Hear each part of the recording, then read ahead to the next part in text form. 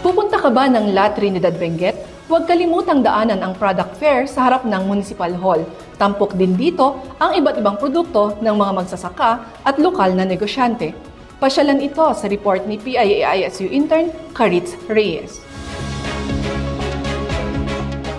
Tampok ang husay, sipag at dedikasyon ng mga lokal na negosyante dito sa La Trinidad Product Fair. Mula sa mga sariwang gulay at ani, hanggang sa mga produktong likhang kamay, tampok dito ang mga produktong ipinagmamalaki ng La Trinidad. Ang Product Fair ay bahagi ng pagdiriwang ng Foundation Anniversary ng Bayan.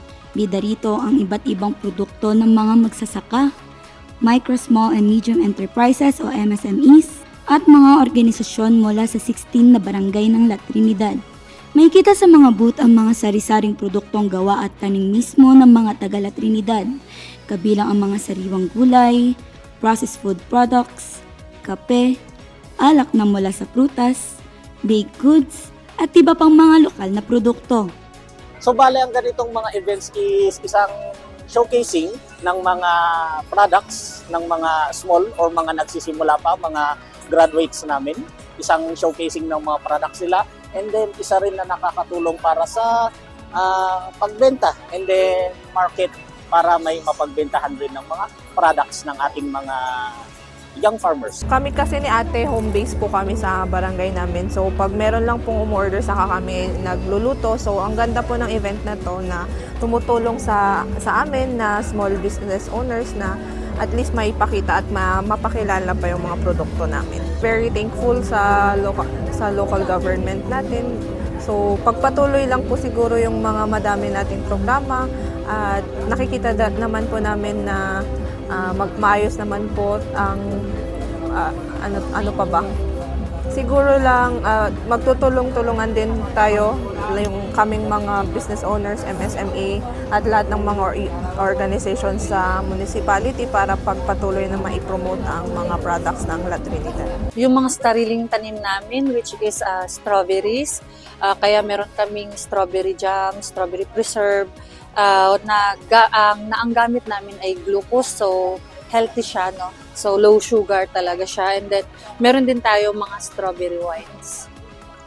Bago din namin, meron din kaming wild blueberry spread.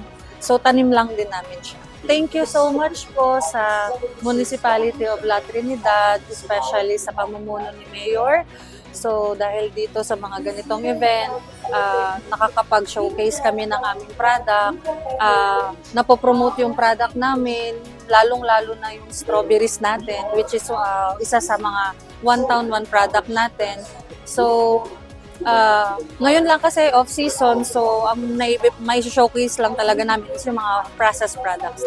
Ayon naman sa pamahalaang lokal, bahagi ng kanilang programa ang pagbibigay suporta sa mga lokal na magsasaka at MSMEs sa pamamagitan ng mga trade fair, pagsasanay, konsultasyon at paglahok sa mga regional at national trade exhibitions.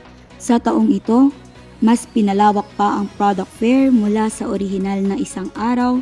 Ginawa itong isang linggo upang mas mabigyan ng pagkakataon ang mga negosyante na maipakita at maibenta ang kanilang mga produkto sa mga residente at turista ng bayan. So isa ito, during special occasions in the municipality, may mga pa-trade fair kami.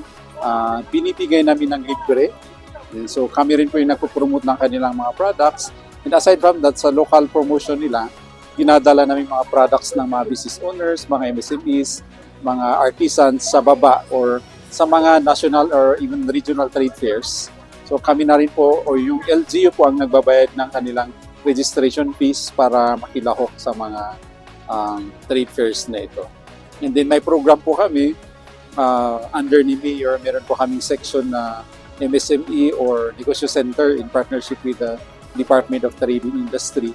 So kami po nagbibigay ng mga free trainings, free consultations, meron din po yung mga skills training, mga livelihood assistance para sa aming mga clients. Libre ang pagsali ng publiko sa mga trade fair ng munisipyo habang patuloy na sinusuportahan ng lokal na pamahalaan ang kanilang pag-unlad sa pamamagitan ng iba't ibang programa para sa negosyo at kabuhayan.